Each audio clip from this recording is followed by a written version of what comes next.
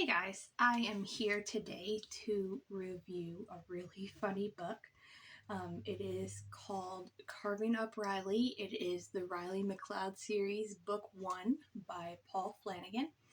So, if you guys like slapstick comedy, then you're definitely going to love reading about Riley. So, Riley, to put it nicely, he's insane. He's a nut.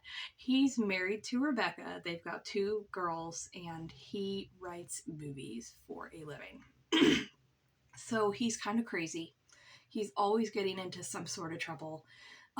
He has a best friend named Charlie, and Charlie is sort of built like Hoffs on Bonanza, so he's like a big guy.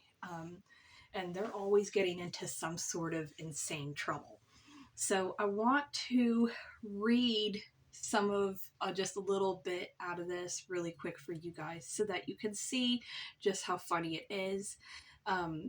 It reminds me almost like of Kenan and Kel, how they always get into trouble with the most random of situations. So just to give you a little background, in this book, Riley and his wife Rebecca are trying to get to spend Thanksgiving with her family, and they are taking a road trip from Vermont to her family's house, and they are trying to get there without having any kind of problems.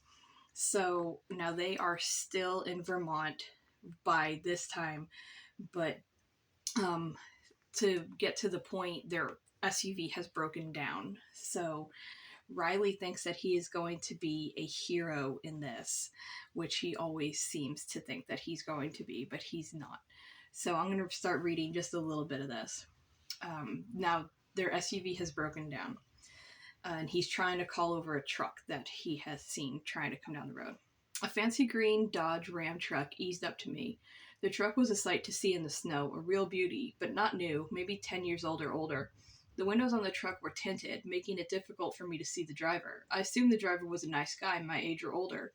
I was a little taken back when I quickly hurried to the driver's side door and watched a mean-looking teenage kid poke his head out at me. "Problem, mister?" the kid asked me, and then spit what looked like chewing tobacco out of his mouth.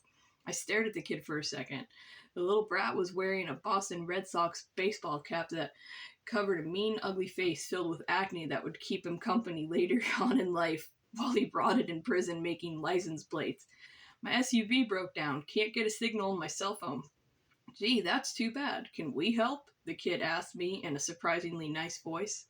Maybe you can drive me to the nearest town," I asked, wondering if I had been mistaken in judging the brat so fast.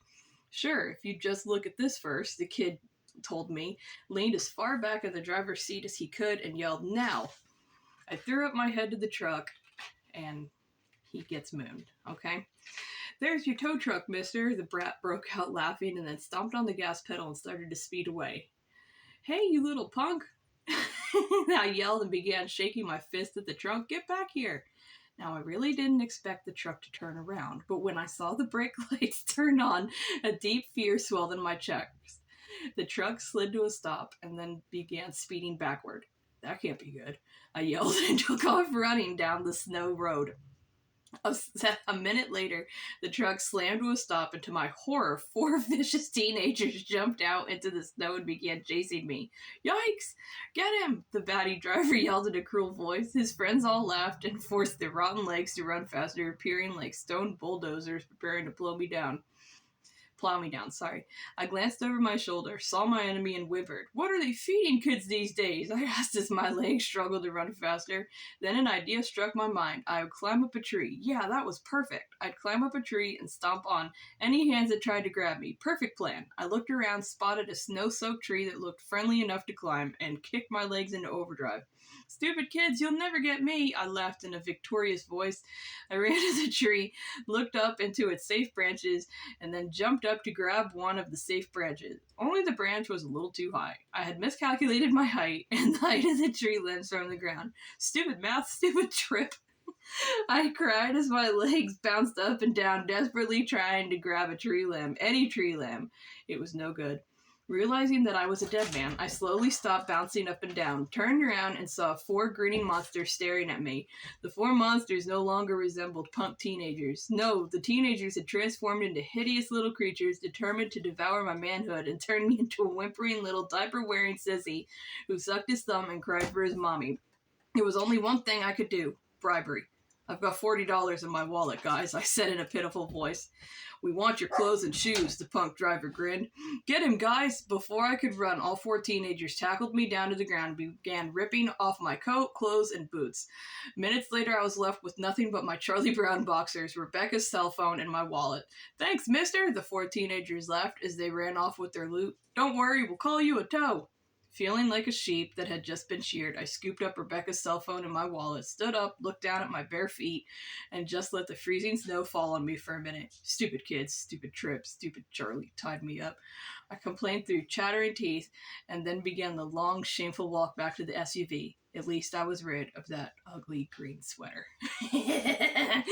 So, this is just one of the escapades that this poor man gets into, just trying to get to his wife's family's Thanksgiving.